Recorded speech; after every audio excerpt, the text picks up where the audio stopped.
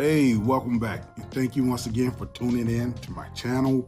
Just want to tell you, I really look forward to walking with you and conversating with you about what life in the garden really is, and I think it's just full of purpose and full of life itself. So when we truly begin to understand what that stands for, what is life in the garden?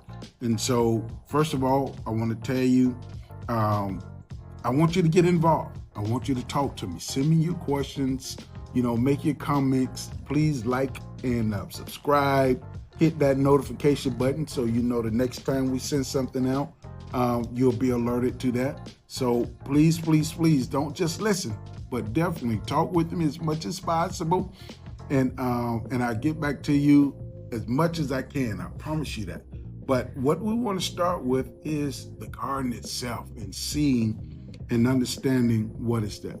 So when you go to Genesis, in the beginning, when God created the heavens and the earth, we know that the 6 days, he created light, he created land, he created the birds and the bees, he created all those things, the vegetation of the earth. And in the 6th day, he created man. And so that but when he created man on that 6th day, he created him with a purpose. He didn't just, our God is not haphazard, okay? There's nothing about him that he does and he hasn't already seen the beginning and the end of it. The Bible declares that he is the Alpha and the Omega. So he's the beginning and he's the end of something all at once. So anything in between there, he's not surprised about. So I say that to say what? God is purposeful, okay? Even in the development of man, even in the creation of man, in the beginning, he was purposeful. And so when you read your word and you understand Genesis, the first part of Genesis, you realize even the heavens and the earth, they were created. And then you read a little further, it says, and the heavens and earth were created, and then they were made. So then in the making of that was something that he had in mind, and I believe it had a lot to do with the man that he created in his own image, male and female, created both, he, them. And so we were there. He had us in mind. He just didn't create us to say, oh, I want man, somebody to be like me, somebody just to be in my image.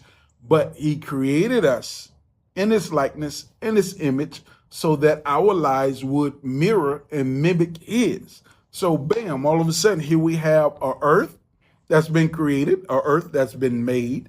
And now we have a man that's created in the image and the likeness of God to have dominion over this earth that he created. So there was nothing about the earth that the Father needed, but he created it because he had already a thought about the man that he wanted to create in his image. And guess what? That's you and I. Even from the beginning, we were in his thoughts. Again, like I stressed before, he is the Alpha, he is the Omega, meaning that he is the beginning and he is the end of something all at the same time. You are not a surprise. I don't care how you was conceived. I don't care how you came to be in this earth. You were not a surprise. There was a purpose already predestined for you. All we have to do is come in right relationship with the Father and begin to discover what that purpose is, what ideas or what dreams did the Father have for me. And so by you discovering the ideas and the thoughts and the mind that the Father had for us, is going to cause your life to be more prosperous. It's going to cause your life to be more fluent. It's going to cause your life to be less confusing. And I know there's so much that's out there right now, so many things that this world is presenting to us to make us believe that if we understand this, if we know this, then it's going to cause us to walk closer to Father. But that is not the truth. The truth is relationship causes us to walk with the Father. So there is honor and who we are in God and knowing, understanding our purpose. And so let's talk about our garden. What does our garden look like today? Now, we understand Adam's garden. We know he had all the vegetation that he was have privilege to. There's the tree of knowledge, and there was also the tree of life. And those are two things that we will talk about a little bit later. That tree of knowledge, because it's very important. I feel like it is still having an impact on us in our garden today. So when you think about your garden, we're not necessarily talking about a place that's full of vegetation, but it's the place where your heart longs to be. It's the place where you find joy at. It could be your closet. It could be that quiet place. It can even be your job, or maybe your career, or even the business, or even arts and crafts that you have. My joy or my garden was in my garage. I remember there would just be days where I love RCs. So let me say that I love RCs, and I got a garage full of RCs. And there are times where I could go in and I could just spend hours upon hours just tinkering, just building, just painting, whatever it is, repairing on my RCs, because it wasn't the fact that I was necessarily playing with the RCs, but it set my mind at ease. It blocked out all the other noise that might have been around me at that time, and it caused me to be able to hear clearly and be able to commune with the Father in a way that I couldn't in any other place. That was my garden. I believe the Father met me there. I heard clearly the words that he gave me to speak at so many times, to minister to different ones, came while I was in that garden. And so that garden exists for you. And it's so important that you begin to recognize that place. Recognize that garden. It doesn't have to look like mine. It's a place where your heart and your mind aligns with the Father. And when your heart and your mind begin to align with the Father, then you can begin to hear him clearly. And as you hear him, you can begin to walk in that direction or in that purpose that he's called you to walk in clearly. For example, the steps of a righteous man are ordered by the Lord. And that is so true. But if you're not hearing him clearly, then he's not ordering your steps. And so we have to realize there's a place that we have to be. There's a place that we have to meet him and counsel with him. Where's that place where he comes in your cool of the evening? It may not be evening, it may be early morning, maybe in the middle of the night. You restless and don't understand why you can't sleep. Well, get up. Meet the Father in that restless place. You may be troubled in your heart and your mind. Find the Father there. So it may be dark and scary. Guess what? Find the Father there. He's in those dark places. He's in those scary places. He's in those places where you feel so confused and so troubled. He's in those places.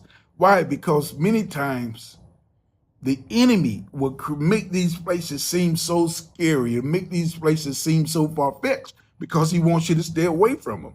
But we have to take comfort in the word and knowing that God has not given us the spirit of fear. So that even when we walk into these dark places, or when we walk into these places of confusion, when we walk into these places that seem to be so uneasy, maybe that's where the Father is calling us to and not calling us away from him. So stop running. Be bold. Be courageous. Have more tenacity than the situation there does. Don't allow it to deter you from ever hearing what the Father has for you and you finding your purpose. Adam's purpose at that time was to have dominion over the earth, to have dominion over everything that God had made and created for him. His greatest purpose was to create a place where the Father could come and be at ease and rest and commune with him in that garden. Your purpose is still the same, though your garden looks different. Your purpose is to have dominion. Your purpose is to subdue this earth. Your purpose is to produce a seed after your own kind, a seed of righteousness. That is your purpose. And it's your purpose that you should find a place where you can begin to commune with the Father and find a place where you can hear him clearly. So when you hear him clearly, he can speak to you and cause your steps to line up according to what he has ordered for you. And it's not what you think. Sometimes it's the greatest, it's the thing that seems so far from you. It's the thing that seemed the hardest to do. That's where he's calling you to. You know, my visionary often says, step over easy, because easy is easy. Anybody can do easy.